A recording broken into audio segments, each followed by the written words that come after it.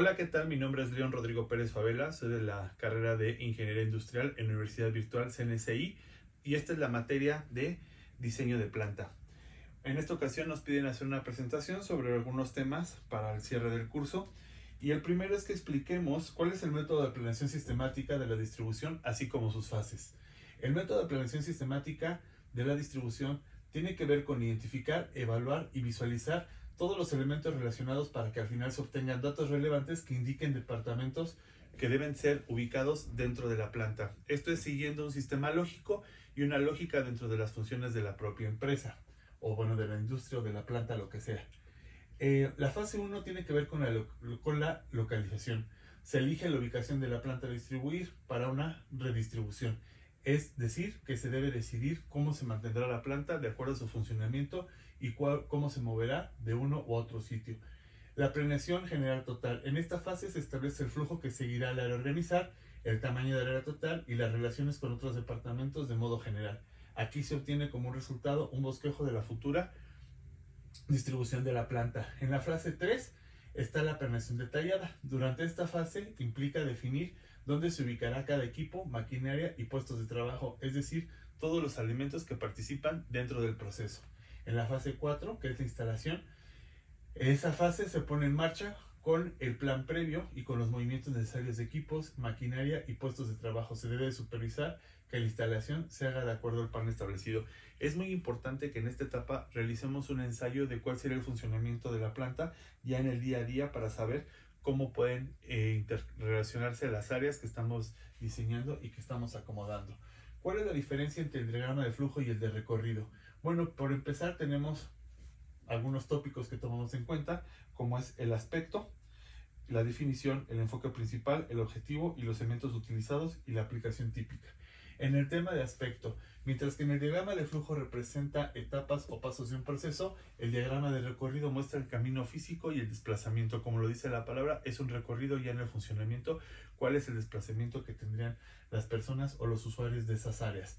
El enfoque principal en el diagrama de flujo es el proceso lógico o secuencial de actividades, mientras que en el diagrama de recorrido es el movimiento físico y distribución que tiene que ver con el espacio.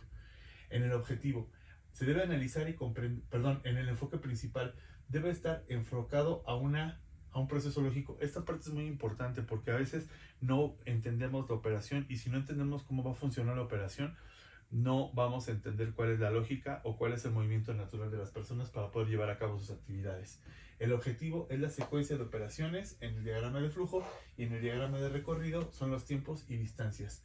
Los elementos utilizados en el caso del diagrama de flujo suelen ser símbolos estándar como óvalos, rectángulos, rombos, flechas, mientras que en el diagrama de recorrido son planos y mapas y líneas de recorrido, puntos de operación y estaciones de trabajo. ¿Cuál es la aplicación típica? Bueno, tiene que ver en el diagrama de flujo con una programación, una ingeniería de procesos, sistemas de información y procedimientos administrativos, mientras que en el diagrama de recorrido, que es la ingeniería industrial, el diseño de planta, estudio de métodos y tiempos.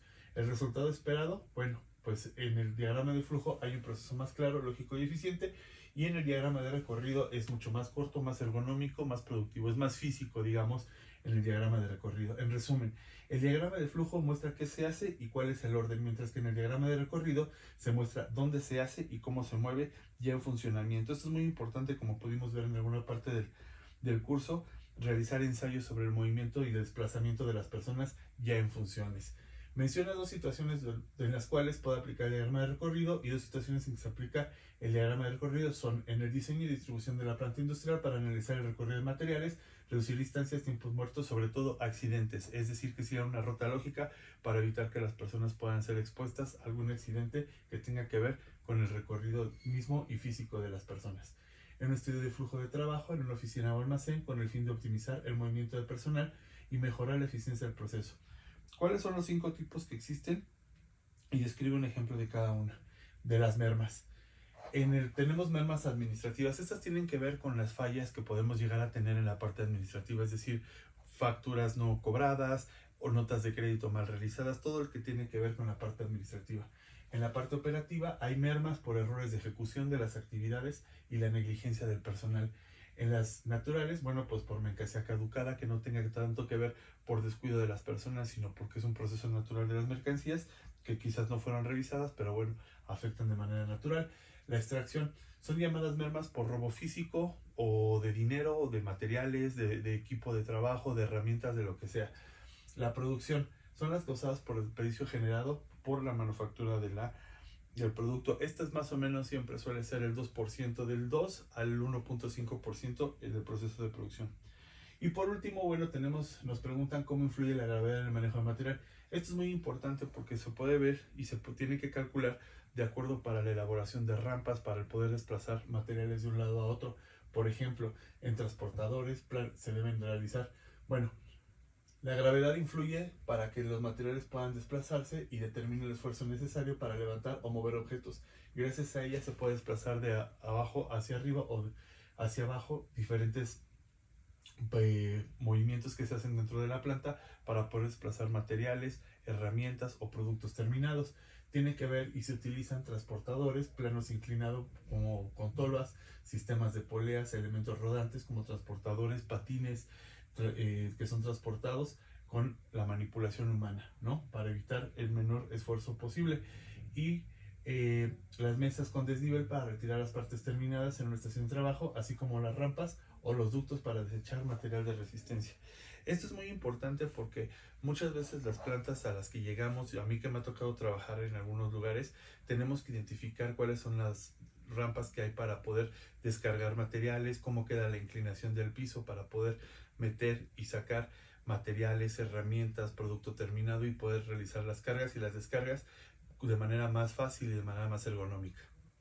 Muchas gracias, esto es todo, gracias por ver este video.